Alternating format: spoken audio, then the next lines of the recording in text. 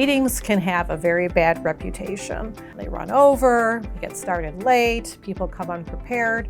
So as a meeting leader, it's your responsibility to make sure that doesn't happen. So first off, make a decision. Do you need a meeting? Could it be handled either with an email or with a phone call?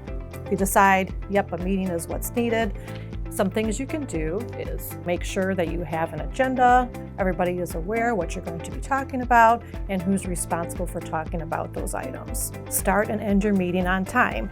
Everybody hates when meetings start late and when they run over to obviously other meetings and such. So start and end time is super important and sticking to it. The other thing is in between meetings, make sure that you're following up with the people who are involved and ensuring that they're getting their action items done so that when you get to the meeting, that it's not just a big waste of time. So following up in between meetings to make sure that those projects, those action items are getting done is super helpful to ensure that you have a successful meeting.